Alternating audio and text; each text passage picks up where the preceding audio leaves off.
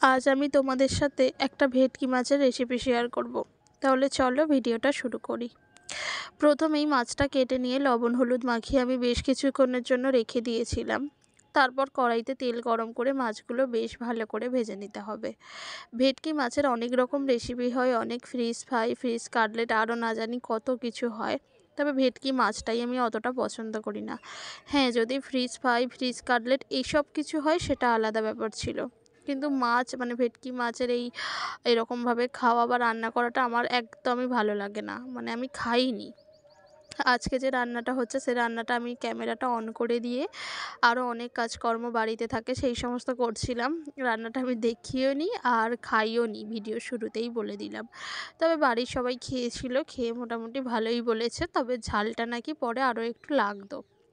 আমি ভিডিওটা শুরু করার আগেই শেষের কাহিনী তোমাদের শুনিয়ে দিলাম। জানি শুনতে অনেকের খুবই আজব মনে হবে, কিন্তু যা মনে আসছে, মুখে আসছে, সেই সমস্ত কিছুই আজকে আমি ভিডিওতে তোমাদের সাথে বলে দেব। আর ভিডিওটা বেশ কিছুদিন আগে থেকে পড়ে আছে, মানে আমার ফোনের স্টোরেজও ফুল হয়ে যাচ্ছে। ওই কারণে ভাবছি এবার আমাকে ভিডিওগুলো এক একটা করে এডিট করে মানে পোস্ট করে দিতে হবে, আর ভিডিও গ্যালারিটাও ফাঁকা করতে হবে, নাহলে ফোনের স্টোরেজ একদম ফুল হয়ে গেছে। তো যাই হোক, রান্নাটা মাই করছে, আমি সমস্ত কিছু মাকে রেডি করে দিয়েছিলাম।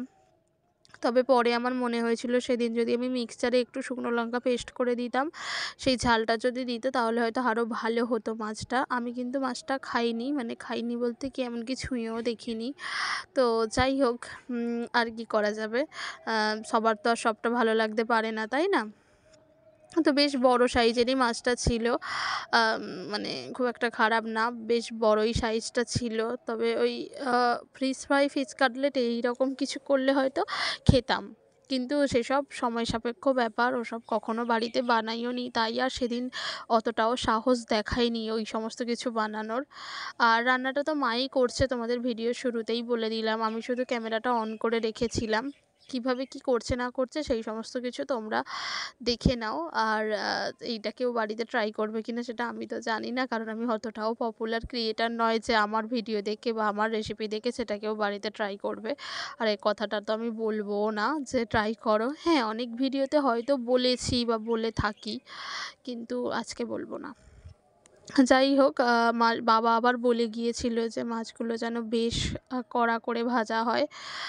মানে একদম করে, মানে এই বাড়িতে মাছ ভাজাটা মোটামুটি কড়া করেই খায়। কিন্তু আমি না মাছ ভাজা একটু নরম, নরম খেতে বেশি পছন্দ করি।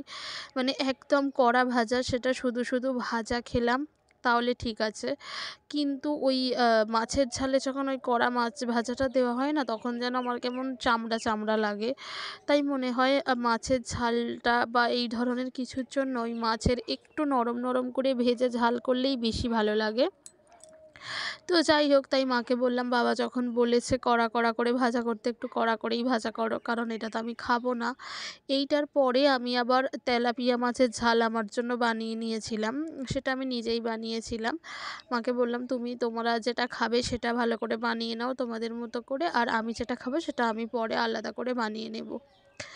তো এখানে দেখো সমস্ত মাছ ভাজাগুলো মোটামুটি হয়ে গেছে। আর এখানে টমেটো, পেঁয়াজ এই সমস্ত কিছু দিয়েই সেদিন মাছের ঝালটা বানানো হয়েছিল।